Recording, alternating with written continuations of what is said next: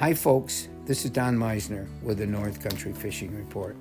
You know, one of the things that I have found, I really believe there's such a difference. And I'll tell you what I'm talking about. When I was getting ready to talk to you today on the radio, I was thinking of how some of the things have changed so much.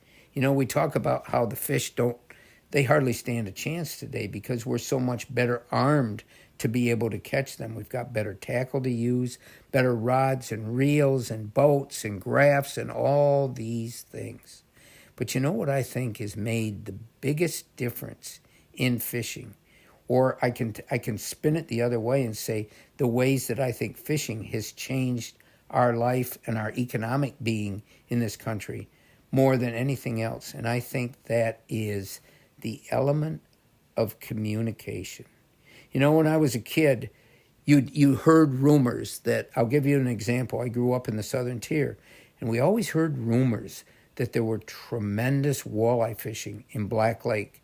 So the point was, well, let's someday get to go to Black Lake, and that was like a 5-hour trip from where I grew up, and we'll catch walleyes. There was never podcasts. There was never radio shows. There was never TV shows about fishing. And what do all these things really represent? They represent teaching, being able to show people how to do what they might not know how to do. In the past, you went to a new lake and you rented a boat and you went out there and you trolled and you tried to find the fish. Today, there's so many articles and so many things on how to. I remember as a kid, there were a few magazines, Outdoor Life, Field and Stream, Sports Afield, but these were more about stories. They were about all the wonderful pictures and stories of people catching fish on their getaway trips to some of these exotic places.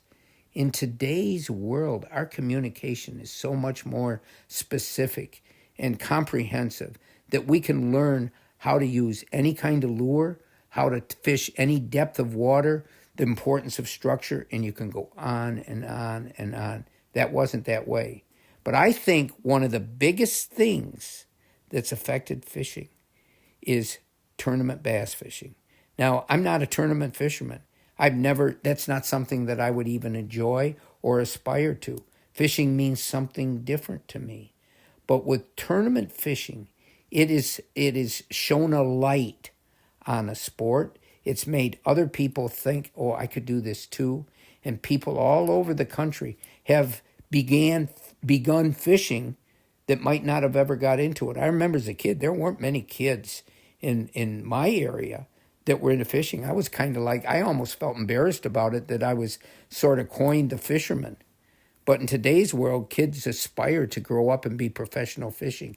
And what has that done? These tournaments have proliferated the whole fishing business. And the fishing business is companies that make lures to sell to fishermen. If there weren't the fishermen out there, then these companies wouldn't exist. But now they're multi-million dollar companies that exist because of tournament fishing. And I know that an awful lot of us, we worry about too many tournaments coming to our area. And that's all a very valid worry. But my point is that because of tournament fishing, it has shown such a light onto the possibilities this sport exists in terms of companies making lures and clothing and boats and everything that goes along with it. It's become the reason that we try to build a whole movement of economic development here based on tournament fishing. And what does that mean? It means that more companies will be aware of what our fishing is here. More families will start coming here. And hopefully it's all going to work out for the best. But I think it's important to understand that fishing is not what it was decades ago. It's a powerful national sport that is bringing millions and I'm sure billions of dollars into our economy. Until next time, folks, this is Don Meissner with the North Country Fishing Report.